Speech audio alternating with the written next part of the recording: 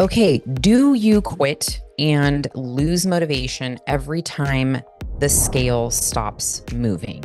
AKA you hit a plateau. If you do, this episode is for you. We're going to dive in. We're going to go over a bunch of troubleshooting things that you can do to see if you are indeed in a true plateau. And of course, I have some real talk smackdown, like WWE style, for y'all to consider before those words escape your lips, right? Like, nothing's changing. The scale's not moving. I think I'm in a plateau. Said with love and Care Bear stares and the warm and fuzzies, because your girl has indeed said those things herself before. Let's take a step back. For those of you that are new here, my name is Diane Flores. I've been in the health and fitness space for over 17 years. I'm an IFBB bodybuilding pro, which also makes me a professional dieter. And I'm a personal trainer, I'm a health coach, and I have been tracking macros and calories for a very long time. I've been 200 pounds. I have professionally dieted my whole professional bodybuilding life. I've gained weight, I've lost weight, I've been shredded, I have been obsessive, I've hated my body, I now love my body. I've had unhealthy eating behaviors and everything in between. Before we dive in, okay, I need your help. And I hate asking, but if you have benefited from the podcast in any way, shape, or form, you took a tidbit, you enjoy listening to me rant and chat often and give you all the strategies and tools, and you appreciate what's getting fed to you between your ears, I would greatly appreciate it if you went over to wherever you're listening to this. If you're on Apple Podcasts or Spotify, or even if you're listening over on YouTube, by either interacting with me in some way over on YouTube, or a thumbs up or a subscribe, heart hands, okay? If you're on Apple Podcast, this is the way that the podcast actually grows. So a lot of people don't realize that I've had people before like, oh, I didn't even know. If you go into your podcast player and you land on my actual menu and you scroll down, you go through, the episodes about halfway through, you don't have to go through all 200 plus episodes. You will see an area that says write a review or leave a star rating.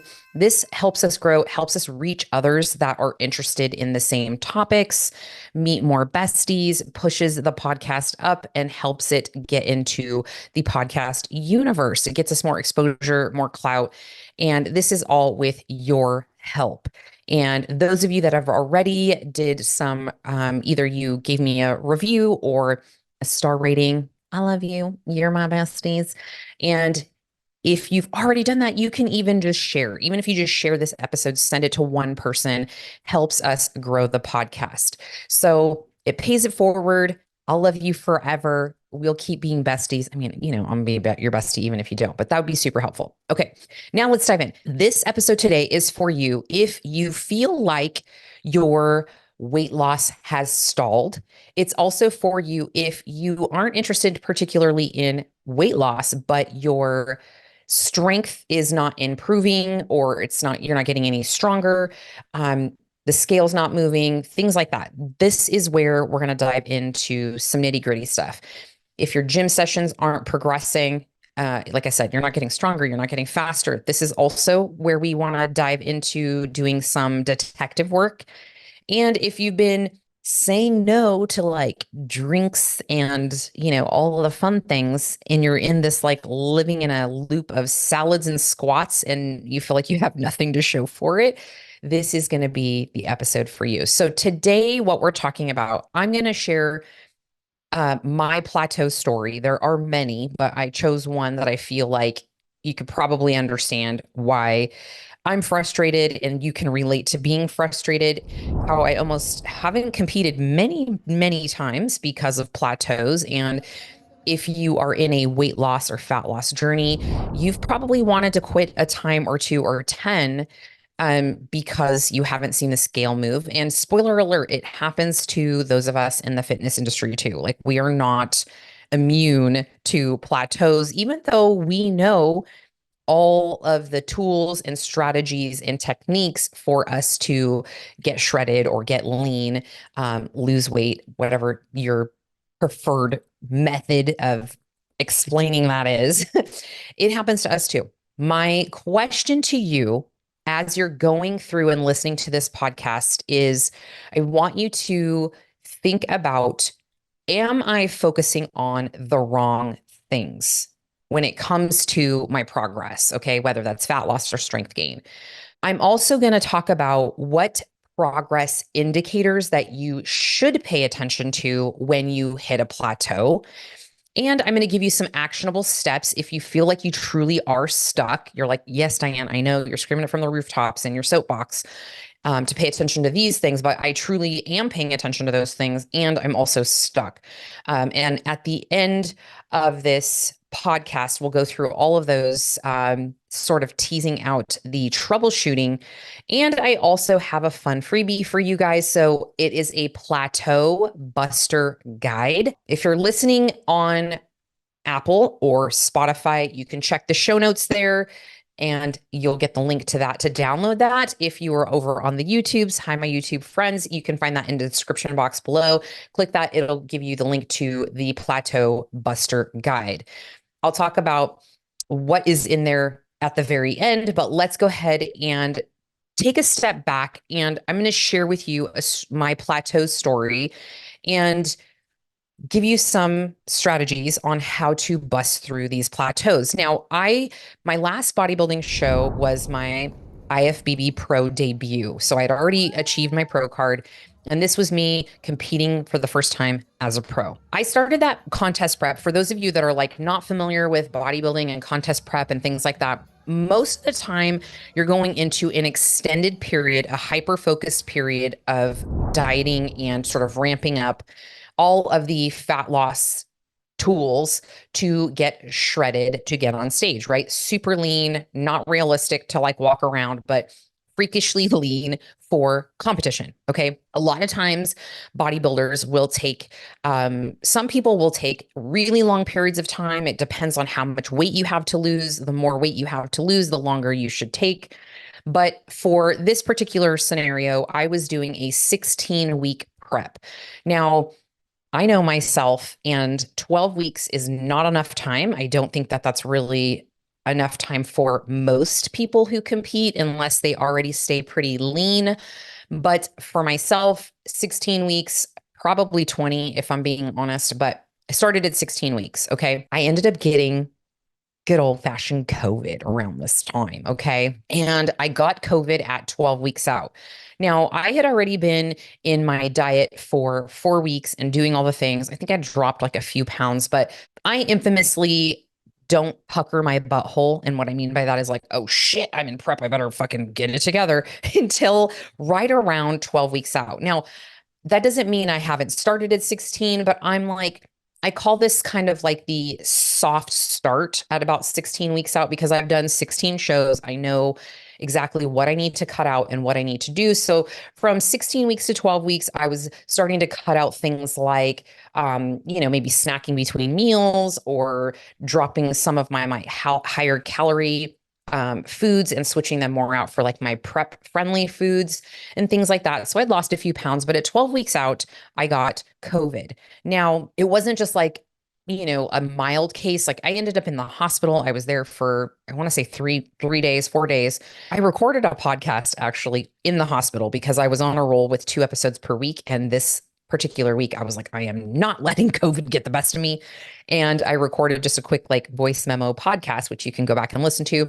And it sidelined me for quite some time. I had COVID pneumonia and, they pumped me full of remdesivir, which I believe was the medicine they were using at the time for that. When I got out, while I felt better, I was not 100%. I was improved. Okay. And I thought, listen, I can do this. I wanted to I was calling it my COVID comeback. Okay.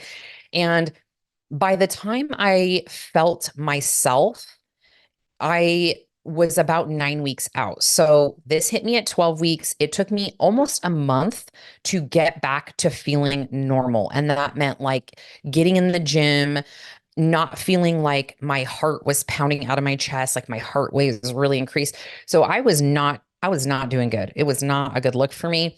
But once I got back in the gym, we were at about 9 weeks. Now, 9 weeks to lose about 15 pounds. All right. That is more weeks or more pounds than there were weeks, which I don't like. And I never like to do with my clients. But, I have this complex of thinking I'm like superhuman at times. And I'm like, I'm going to show the world like I can do this thing. And I did it. But for 3 of those weeks, nothing changed. And what I mean by nothing changed, I mean the scale did not move. And those were a tumultuous 3 weeks because I know better as a personal trainer, nutrition coach, and all the things. I know that just because the scale isn't moving does not mean my body composition isn't changing and things aren't moving, and they won't. However, I was in panic mode because we were on a timeline, friends. We had 9 weeks to not make a fool of ourselves on stage. Now, I know I can always reschedule a show and do all the things, but when I go into prep, I like go into prep, right? There is a light switch that flips on, and I'm just like bull in a china shop, right? We're doing the damn thing. So there were many times throughout that 3 weeks, I almost stopped and threw in the towel. I obviously vented this to my coach at the time. We would, manipulate a few things here and there, but he assured me, like I do with my clients, like you're doing all the things. Your body's just been through a little bit of trauma, and that was from the hospitalization, the COVID, the medications, and all that. And I was still essentially trying to recover from that, and then throwing my body into this very aggressive state of trying to lose fat. And it was still trying to heal, if I'm being honest. Now, my motivation really took a nosedive. I was really feeling like, what the fuck am I doing? This isn't working. Let me just stop. But I did not. And the takeaway from here is I want you to really hunker down and just tell yourself that the alternative is quitting, and quitting isn't going to get you any closer to your goals, right? And this doesn't mean you need to be a competitor or competing, but if you are, embarking on a transformation or a diet, or you're trying to revamp your health and fitness, there are going to be periods where that scale doesn't move and you just need to keep going, right? So this is just one example of a plateau that I have experienced. And of course, at the end of the day, in that particular story, the scale finally did take a nice little whoosh after 3 weeks. And then the ball started rolling. I got on stage and took fifth place out of, I don't know, I think there was like 13 girls for my first pro show. Wasn't mad about it. Wasn't as conditioned as I would have liked or have been in the past. But the moral of the story is that I kept persisting through. I don't recommend you do this post-COVID or any hospitalization, FYI. But when I hit a plateau, I had to dig deep and just keep discipline top of mind and think I'm just going to keep rinsing and repeating. And at some point, things are going to change. That's just the nature of it. It's going to happen. And they did. And this has happened time and time again in my fitness journey. And I'm sure you can probably relate to that. So let's go ahead and dive in. If you are multitasking, come back. Let's go ahead and get super, super tactical. Now, with this strategy in determining whether or not you are in a plateau, you need to be honest with yourself. So the rest of this conversation is going to assume that, one, you are indeed in a calorie deficit, or two, you are weight training, right? So if you've hit a plateau with your strength and things like that, I'm assuming that you're weight training.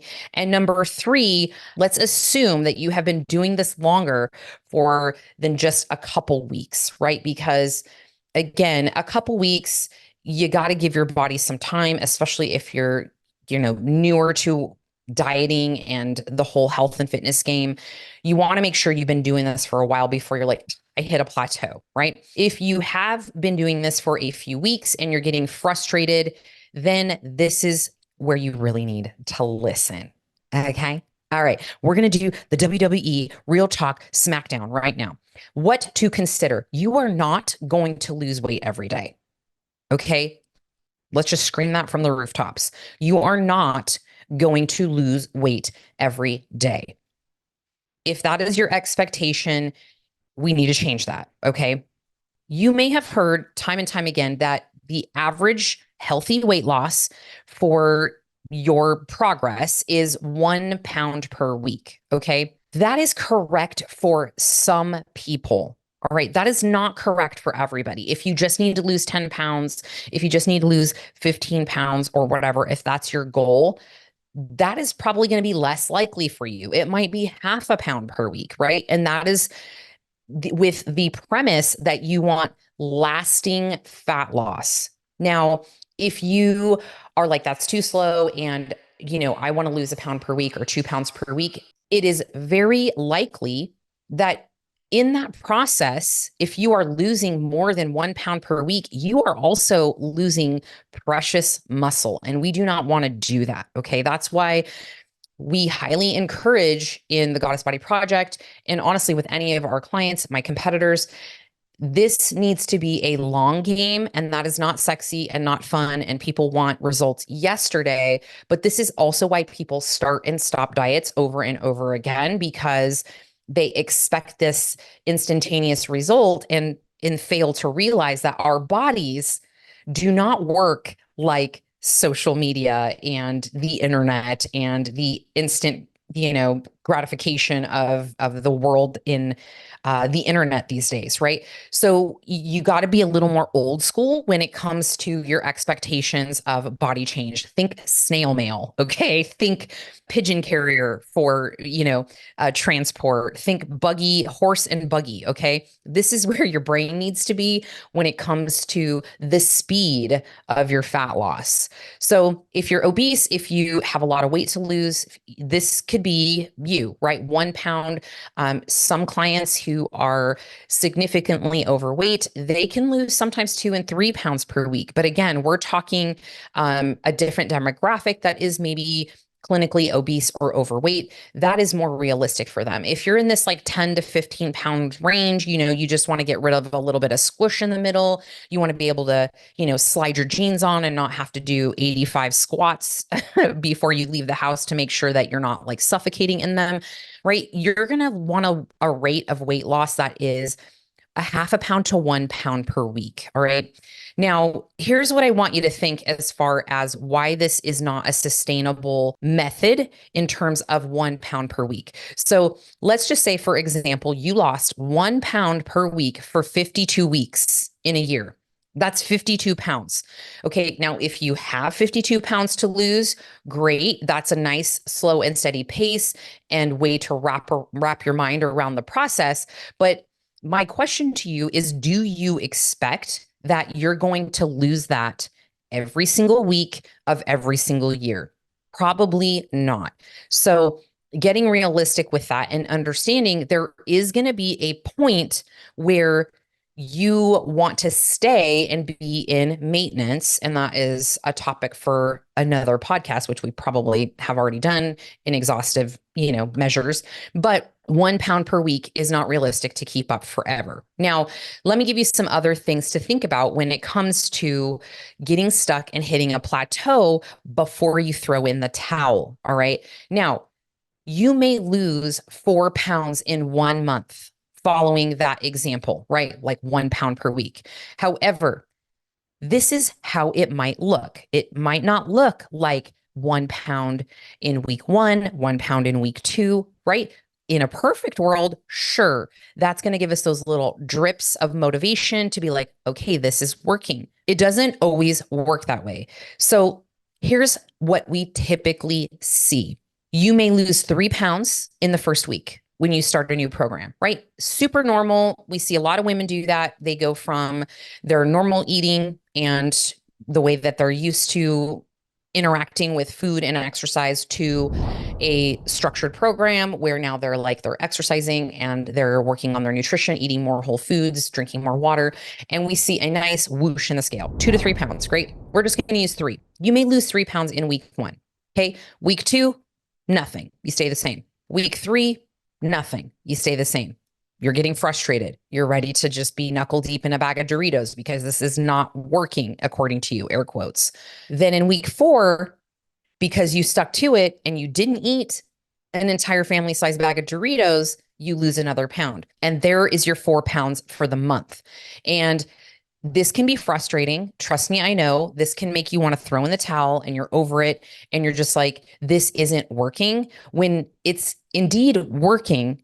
It's just working at a pace that your body is deciding to go at. This is where people start to give up or they start to sabotage, is when they get to this point and they're like, it's not working. It's been 2 weeks. I lost 3 pounds week one. What's happening? Do I need to cut my calories more? Let's keep cutting. Let's add more cardio. And this is when your coach wants to shake the loving shit out of you and tell you to just sit tight and be patient, precious. I love you. This is the same for strength goals. So let me talk to my besties who are like, all right, well, this is all great and fine, Diane, but let's talk about the fact that when I'm getting in the gym, I am stuck at, whatever for my squats. Like I can't get past that and it's getting frustrated and I don't feel like I'm getting stronger. Same rules apply. You're not going to have these leaps and bounds of increases in your weight every single exercise, every single workout. All right. So just give yourself permission to understand that this is not going to be the case. Okay. So for example, let me give you another example. Let's just imagine that you add 10 pounds to your barbell squats every time you go into the gym. Let's say every week. All right. So after 1 month, you should have added 40 pounds to your barbell squat. All right. Then month 2, you should add another 40, right? Like this is how a lot of people think. They're like, well, I'm trying to add 10 pounds to my squat or whatever. You cannot make those gigantic leaps in adding and increasing weights to your weight training consistently like that time over time. It's not going to work, right? So let's just picture that. And you think, okay, well, by the end of 3 months, I should be squatting XYZ if I'm adding 10 pounds every week, depending on what your starting squat weight is, right? Not realistic. Do I sound crazy yet? Because it's crazy to think that that's actually going to happen. It's just totally unrealistic. And I want you to understand that progressing in the gym in your strength goals is going to also take some time, and you have to do that incrementally and take baby steps with that and celebrate every pound that you add to the bar or to a machine, because if it's more than you did last time, even by 1 pound, you're now challenging your muscles more than last time, right? Creating more of a bit of stimulus than last time. And that's what you really need to anchor to when it comes to your strength training. So just to recap some key takeaways, I want you to look at your progress as an average. All right. So an average over the course of 4 weeks is an easy one. If you look at it day to day, you're going to just get all up in your feels, girlfriend. You're going to get all up in your feels. You're going to be messaging your coach. You're going to be quitting your program. You're going to be texting your friend and be like making an excuse why you don't want to go to the gym, but it's really because you are frustrated and you want to give up. Okay. The other thing to consider is that you're going to convince yourself that you're in a plateau. You're going to be like, I'm plateauing. It's been 2 weeks and nothing's happened, when essentially that's not true. It's just, you got to be patient and your body is just needing to catch up. And this might be an average over the course of 4 weeks versus needing to look at it hard and fast as this week only. Okay. And I think we are all of the understanding, like, you guys are smart, your weight loss is not going to be like this, right? I'm using my hands on the YouTubes for those of you that aren't on YouTube, but your weight loss is not going to be this constant trend downwards, right? It's just not. And sure, in a perfect world, but this world ain't perfect, especially the one of health and fitness. It is very, very ever changing, and it can look a little bit wavy. It can look like a down spike one week, and then you go up a little bit, and then you come back down and then up. And it can be a really frustrating roller coaster ride. Okay. Now, the same thing with your strength. Your strength is not just going to go up this way. It's going to go up one week and then maybe down, or maybe you stay level and then it goes up again. And you might have weeks where nothing changes. Another example is I did powerlifting for several years in between my bodybuilding journeys. I did bodybuilding, powerlifting, bodybuilding. I've sprinkled in a lot of different modalities of training. And with powerlifting, this is one that becomes frustrating because you are chasing numbers on a squat, a bench, and a deadlift. And when you don't see those numbers go the way they're supposed to based off of your training, which powerlifting training is a lot different than bodybuilding training, where you have periods of where you're working on different rep schemes and things like that. And if you don't see it, it can get really, really frustrating. But again, there are weeks when you're lifting in something like powerlifting and even in bodybuilding where it's level. You maybe go up a pound in your squat or, 2 pounds in your squat or something like that. But this is where you have to know it is going to be a little bit of a roller coaster. And we know this logically, right? We know it, but we fight it because we become very delulu, okay, which is delusional, because you'll be telling your best friend, like, hey, nothing's working. I'm frustrated, this and that. And we let our emotions take over our rational thinking. And I want to say that, I know I probably say this with a lot of things, but this is another one of those mindset shifts that you have to make if you want to make health and fitness part of your lifestyle, right? Like, yes, I know a lot of people enter into health and fitness because they are feeling some kind of pain about the way that they look or feel, and they want a solution to that. And I understand and I love you and I want to hug you and I want to tell you I get that, and I was there too, as well as thousands of our clients. And the only way to get to that end goal is you have to go through all of these shitty parts, right? And it's not going to be sunshine and roses for your entire journey. You are going to have those periods of time. So when you let your emotions take over and you convince yourself you're in a plateau, this is when people quit. And I don't want that for you. You stop doing the things that you need to do to be successful. And that's when you stop making progress. Okay.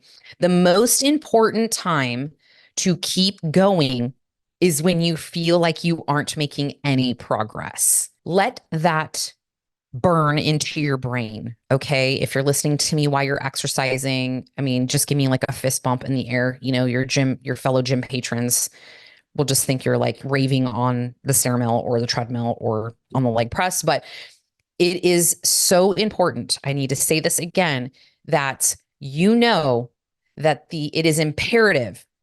It is imperative that when you are in this funk, when you've dropped, your motivation has tanked because the scale is frustrating you, that you keep going. I highly encourage you to not get reactive and decide that you need to change your calories, you need to change your training, you need to do more cardio, you need to start fasting, maybe you need to look into keto. Like, avoid the monkey brain that is going to start kicking up and chattering and trying to convince you that what you're doing is not working. Okay, you got to just keep going. Let's dive into talking about some other ways of tracking progress that will keep you motivated when the scale's not moving and or you're not noticing strength gains in the gym. Cheers. And if you didn't know this already, spoiler alert, the scale is not the only thing that will tell you if you are making progress or you should keep going. Okay. My number one favorite actual tactile tool for you to really take a honest look as to whether or not your diet and training and all those things are working is progress photos. And hopefully I didn't lose you yet with that, because a lot of people do not like to have to be vulnerable and stripped down and be in front of a camera. And we see this time and time again with our clients because they don't want to do that part. They want to skip that part and just think they're just going to focus on the scale.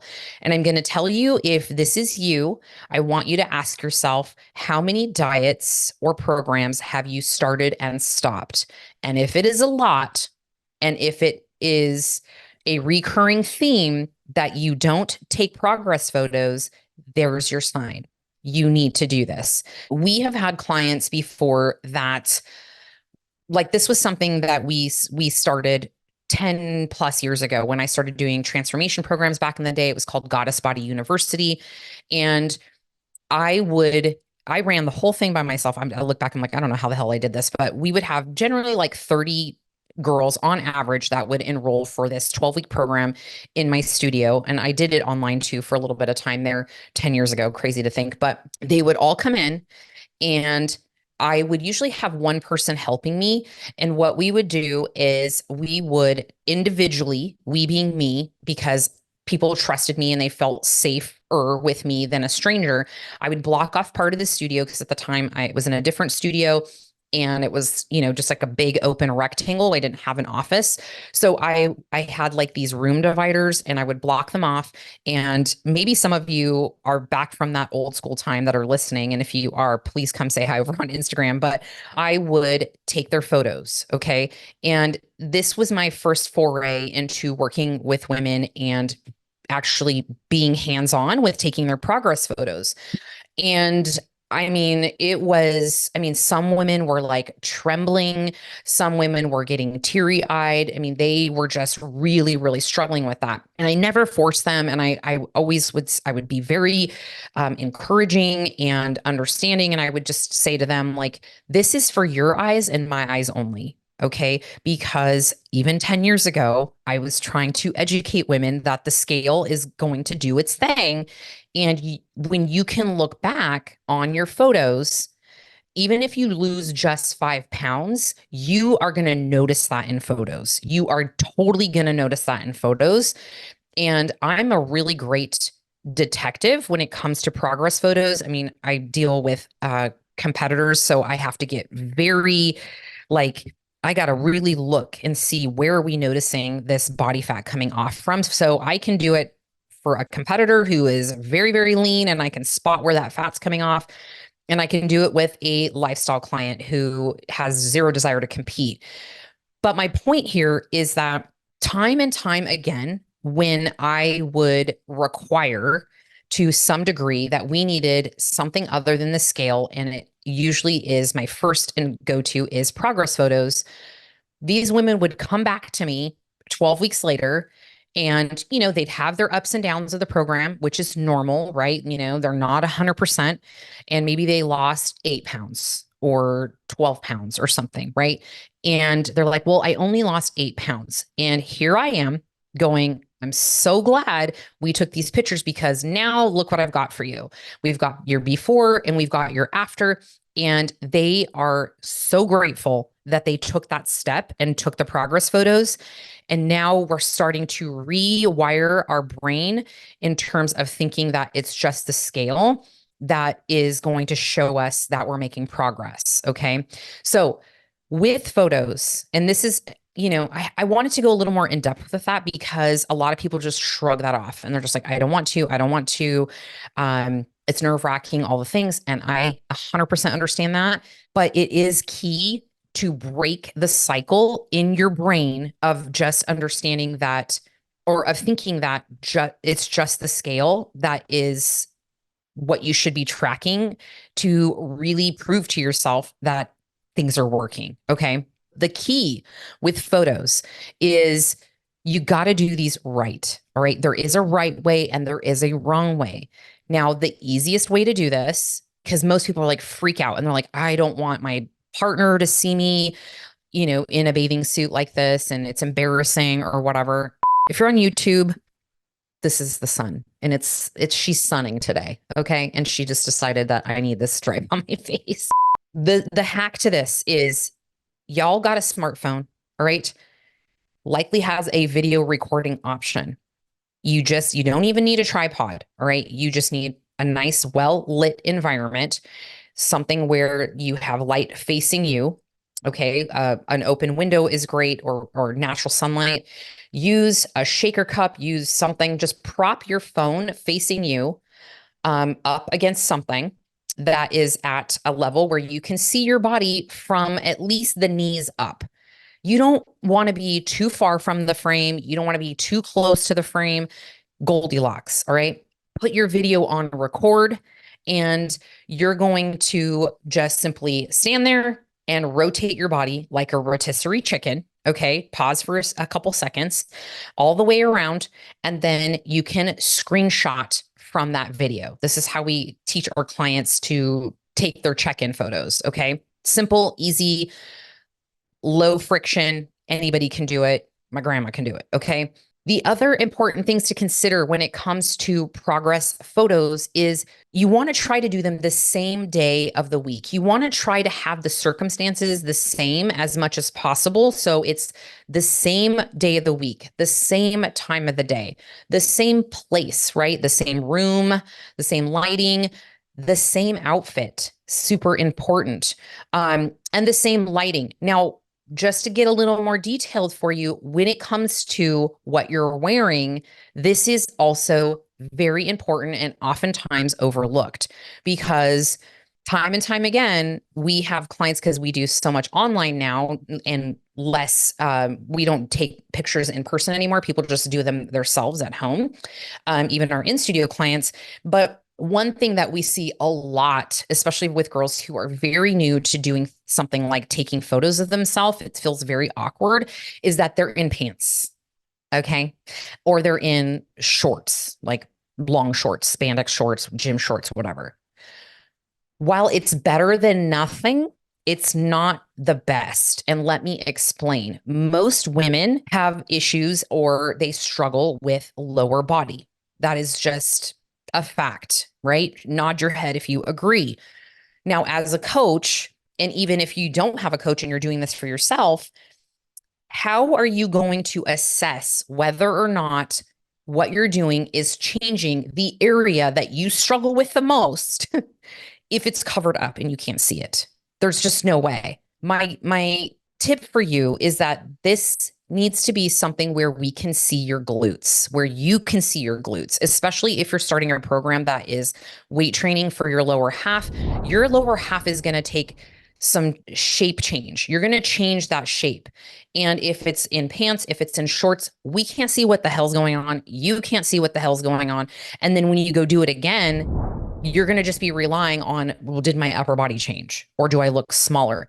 And it's going to be very frustrating. And that is also going to be something where you feel like it's not working. And I have so many clients, like I said, that will hands down tell me, I'm so glad you made me do this, because now I can see that while I've only lost 5 pounds, let's just say hypothetically speaking, for some women, 5 pounds looks very, very different when they take that after photo, and you can definitely see it. Okay. So I spent a lot of time here on discussing the importance of progress photos, because it is way more important than just the scale. It's importanter. Okay. The next thing to consider for tracking your progress is measurements. All right. Keep it simple. KISS. Keep it simple, sister. All right. You don't need to do a 12-point measurement exam on yourself. All right. The two areas that I want you to focus on, because this is where women carry the most body fat, generally speaking, is going to be your midsection and also your hips, AKA dat ass. Okay. Da booty.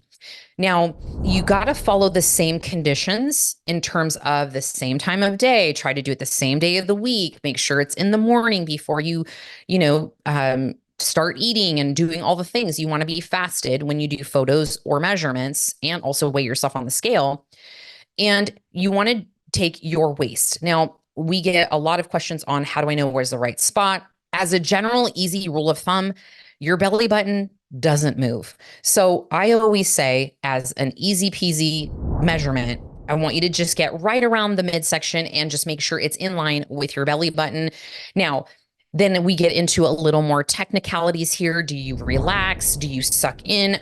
The way that I always suggest my clients present themselves in their midsection when it comes to their measurements and also photos is I want you to imagine like you're going to sneeze or you're going to, like someone's going to come and like punch you in the stomach and you brace. You're not sucking in, right? You're not pushing out. You're just bracing. Okay. This is what I want you to do when you're with your midsection.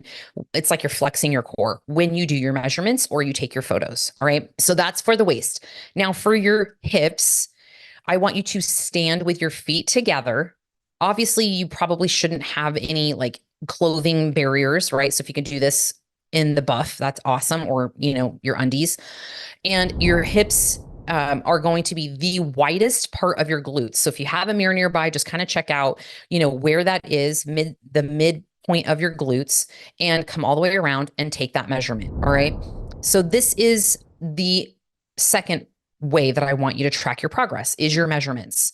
Is that number going down? All right. If you are trying to put on some muscle or gain some size, things like that, these are the measurements. You're going to want your waist to stay the same or go down, right?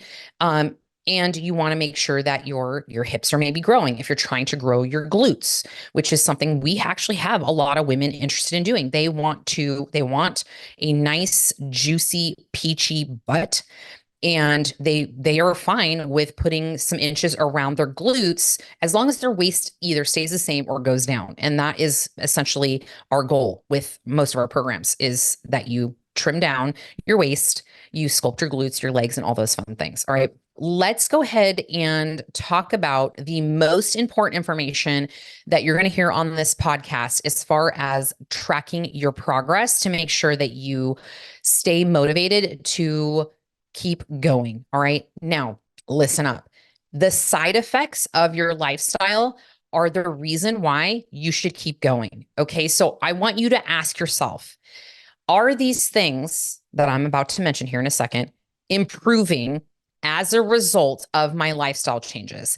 If the answer is yes, then your body's going to eventually change as a result of your efforts, but you just need to be patient. Okay. Now, are these things getting better? Is your mood improving? Is your energy perking up? Do you have more energy through the day? Is your sex drive improving? Right? This is also a nice side effect of your healthy lifestyle. Are you feeling stronger? Are you feeling stronger when you get into the gym? Are you experiencing less stress? Do you feel like after you work out, you are indeed having some stress relief, right? This is another side effect of a healthy lifestyle. Are you feeling more confident? If you are feeling more confident, fucking keep going, bitch. Okay. Because we need more of that. We need more confident boss bitches in the world. Are you noticing some muscles? Are you noticing some sculpting? Are you noticing, ooh, okay, my shoulders look really good in a tank top. I'm noticing this little like line on the side of my legs or a little quad sweep. Are you noticing those things? Those visuals, keep going. If your clothes are fitting differently, bitches, if your clothes are fitting differently in a good way, right? Baggy around the waist, fit in your legs well, shirts aren't too tight around the midsection. Keep motherfucking going. Are you more mobile? Do you have less aches and pains for those of us, feeling a little crusty if we don't move our bodies? Are people noticing? These are the side effects from your lifestyle changes that if you anchor to these things, your health and fitness efforts are 1,000% worth it, even if the scale never moves. Okay. Because these things improve your quality of life. Say it with me. My health and fitness lifestyle improve my quality of life. And while yes, maybe your goal is you want that scale to move, I'm still going to do them anyways because I feel good. I feel confident. I feel stronger. I have energy. I'm getting freaky even more often because I'm in the mood now. I feel confident. Anchor to that, please, and just keep going. Okay. Just keep going. Just keep swimming. Just keep swimming. These are the improvements that you need to anchor to. Something somebody told me years ago when I was embarking on a goal, it wasn't a fitness goal, it was an educational goal. And I was like, oh my gosh, this nutrition certification is going to take me a year and a half to complete. And I was just like, ugh, I was vacillating back and forth whether or not I wanted to take the plunge and dive in. And something we've all heard time and time again, and this is what I heard, back in 2012 when I took this course, was the time is going to pass anyways. So doing the things that are going to extend your life, improve your quality of life, your hot body will follow. Okay. So just quit giving the scale so much importance, even though I know it is likely what has prompted you into a lifestyle shift.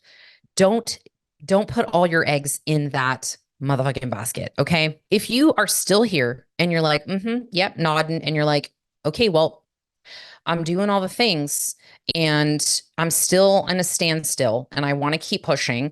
I have some homework for you and a little bit of a checklist of things for you to consider. Stick around because the last one is the most important one. Okay. Let's do a plateau audit. Ready? Strap in. The first thing I'm going to ask you as your coach, as your boss bitch bestie coach, is, are you tracking all the morsels that are going in your pie hole? Insert crickets here. Oh, wait. You can't just say, I eat pretty good, or I'm hitting my protein goals, or whatever. I've heard all kinds of scenarios when it comes to people answering that question. Are you tracking your food? Right? Listen, I don't track my food anymore. I tracked it for probably the better part of 10 years. And I'm very well versed in it. And I know even at this point in time, if I wanted to lose 10 pounds, I know exactly what I need to do. I know exactly what I need to cut out and what I need to add and switch around. All right. But if you are not tracking, or you have never tracked, and you are trying to diet or follow a meal plan or follow any kind of strategy, even if it's intermittent fasting or keto or whatever, those are not going to solve your problems if you are still overeating calories. So you have to track every morsel down to what you're drinking, all the things. You got to get super granular. And I suggest you do this for at least a week, so you have a nice bank of data to really gauge whether or not you have hit a plateau, or you're just kind of like being a little lackadaisical with your eating. The second thing is, and kind of ties back into the calories, is your coffee habit a cemetery for calories? Okay. And this is one that we see often, right? A lot of us operate on coffee. We love it. It's amazing. It's delicious. But a lot of times I'm like, is there any coffee with that creamer, bitch? Like I was guilty of that. I love me some creamer. But if you're coffee drinking often and you're running through, Starbucks or any of the coffee chains, and you're having some kind of latte or, whatever, some drink, oftentimes they are full of calories. And I've seen women consume almost their entire daily allotment of calories in coffee additions. Okay. So that's the second one. The third one, and these are all related to calories for the most part. All right. But again, stay tuned because the last one is a juicy one, and you're probably going to do a forehead, smacked palm to forehead smack. Are you pounding back soda pop like you're a sixth grader, playing Fortnite all night? All right. If you're drinking sodas and calorie laden beverages, this is also a calorie killer. Okay. The next one, another huge offender we see, is your salad. Is your salad the master of disguise because you think you're doing fantastic by eating green things and protein, but it's got all of its little high calorie friends on it, right? You know what I'm talking about, but you think you're eating healthy, but it's like covered in ranch or blue cheese and croutons and cheese and fried onions and cranberries and candied pecans and goat cheese and all these things. While delicious and amazing, and why some of these things, make it easier to eat salad, it's because they're high in calories. So if you are a salad eater and all of these toppings sound very familiar to you, this is also another way that you are probably overeating some calories. Okay. The next one is, are you the plate police? Yeah, I was the plate police for many, many years, AKA parent taxes, which means when you make your kids dinner, you're like, ooh, I want a bite of that. Or you nibble their leftovers, or maybe they didn't finish it all and you are, were raised like me, which was no food is left behind. That's wasteful. And you just eat the stuff. The food police are not going to come get you. So you can save it for them for later. You can toss it, something, feed it to Fido, okay, your dog. And know that these things, we call them BLTs, bites, licks, tastes, snacks, or snacksidents. These things will definitely keep you in a plateau. And there are oversights by a lot of people because they are habits. They are habits that we've adopted over years, and they just become a part of what we do and who we are. And we forget, oh, the crust on little Timmy's sandwich has calories, and I should probably consider that I'm eating that 3 times a day because Timmy only likes peanut butter and jelly. He's in a phase and I eat all his crust. You're probably racking on a couple extra 100 calories. And if you're doing that throughout the day with other little things, this is why scale or shit is not changing. All right. Now, this last one, listen up. Yeah, I'm talking to you, sister. Okay. Listen up, because if you spend Friday, Saturday, and Sunday being a total shit show, come back to me if you started daydreaming and multitasking here. Okay. Tune in. I'm talking to you, sister, because asshole eating, that's what we call it. Friday, Saturday, Sunday. You just like all of your logical thinking goes out the door and you then just eat like a shit show. If you think about that, I'm going to give you some perspective here.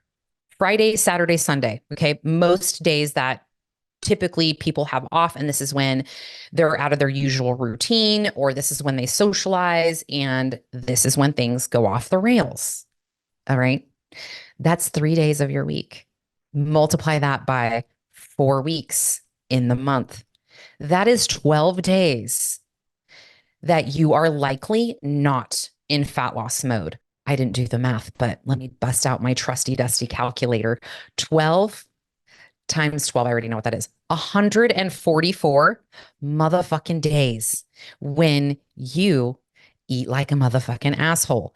And you then tell me or your coach or your friends or whoever that your program isn't working. But what's really happening is you're not working on those 144 days of the year. Okay. So let that sink in. This is a huge one. It's probably the worst one that we see. And these are just a few of the ways that people stay stuck with their fat loss. Okay. So if you have not done a plateau audit, which is essentially everything I just mentioned, you need to, before you can actually stand on both feet solidly and confidently and say, I'm in a plateau. Quitting is not an option, as it's definitely going to stop your progress. But here is what I want you to do instead. I want you to do that plateau audit we just talked about. All right. And then the second thing is we have the Plateau Buster Guide. Now, what's in this guide is we're going to detail out a little bit more on the foods that we see that end up tipping people over their calories and some alternatives instead. This is kind of like our little cheat sheet for coffee. If you are like, yep, that's me, I pound back tons of coffee all day and put all the things in my coffee. So we go through an exhaustive list of coffee order examples. Okay. These are going to be better swap outs for you that are absolutely delicious. So you don't have to think like, oh my God, I have to drink plain black coffee. No, you don't. My daughter actually is a coach on my staff. She's been working with me for over 10 years. She's a personal trainer, nutrition coach, competitor, athlete. She's a co-coach with me in the Goddess Body Project. She created this actual Plateau Buster guide, and she used to work at Starbucks. So she is an ex-barista. Okay. So she be knowing. And so she has a plethora of some great alternative options, just kind of depending on what your flavor preference is. So that's in our Plateau Buster guide. She also has some at home coffee ideas. So if you're like, well, I don't really do Starbucks, I just kind of do my own thing at home. Perfect. You can revamp your coffee bar or your coffee experience because it's kind of, it's an experience. I love me some coffee. She has some at home coffee ideas that are also fantastic. We also have a beverage list on there because liquid calories are a huge, huge, huge issue when it comes to over consuming. So we have a beverage list that is not boring. It's not just water and lemon. Okay. She's got some ideas on there that are essentially 0 calories. Then we also have some salad ordering tips. So your salad is not a calorie killer. Okay. Salad ordering tips are also in the Plateau Buster guide. And then some hidden calories that you might be missing when you're dining out, which is again another big one because back to the Friday, Saturday, Sunday, oftentimes this is when our dining out picks up, right? Like we go out with friends or family and be social as we should. However, there are a lot of hidden calories that people miss. And us being competitors and having that experience, we have to get super nitty gritty with how we order our food if we want to dine out and kind of like be on prep up to a certain point. And we are well versed in that. So much, in fact, that like sometimes our friends and family are like, you order first because you have all the hacks down. And then they usually kind of follow me in order and they'll be just like, I'll get what she's getting, or I want to get what she's getting, but I want to make sure I add this or whatever, because I will pare it down and I know how to order. So that way the restaurant doesn't bring me back a plate full of what I perceive to be a healthy meal, but then it's like drowned in some other items that are usually high calorie offenders. Okay. So this is going to be a great guide to just kind of give you a little bit of a blueprint to help you uncover some hidden calories you might be missing if you feel like you need that support. So make sure to check out the link in the show notes or here in the YouTube's in the description to download that Plateau Buster guide and get it in your inbox and be armed, right? Like knowledge is power. So if you don't know how, once you learn how, it now becomes a new habit for you. And this is how you lay the foundation for your health and fitness lifestyle. All right. So there you have it. As we wrap up, I want to leave you with a couple things to think about. Number one, this is a process. So understand it's not going to happen all at once. And once you can accept that, this will be a less emotionally draining and stressful process with your journey. And number two, so what? So you aren't seeing your results as quickly as you want to. What's the motherfucking alternative? You quit? Hell no, we don't quit here. We don't quit here at Boss Bitch Radio. All right. We don't. We keep going. And we think about all of the other reasons why you should be doing this that I mentioned above. Look at all the other positive results and feedback your body is giving you from your lifestyle changes and anchor to that. Okay. Keep going to that. Let that be the reason why you get into the gym another day, or you eat another healthy meal, or you make a better decision. It's because this is going to serve me in my energy. It's going to serve me in recovery and sleeping better. And I'm feeling confident. I'm going to keep doing this thing, or I'm getting stronger, right? Anchor to those things. All right, you guys, I hope you enjoyed this episode. I had a lot of fun recording this for you guys today, if you can't tell. And I love sharing all these hints, tips, tricks, strategies with you. That's why I've done all this crazy shit for so many years, is to pay it forward and share it with you guys. So if you like this episode, make sure to, again, please go and rate and review. This helps other besties find us and spread the mission for women across the globe. I know there are some of you listening in other countries all over the world. Thank you so much. I appreciate you. Don't forget to download that freebie Plateau Buster guide. I love you guys, and I'll see you on the next episode.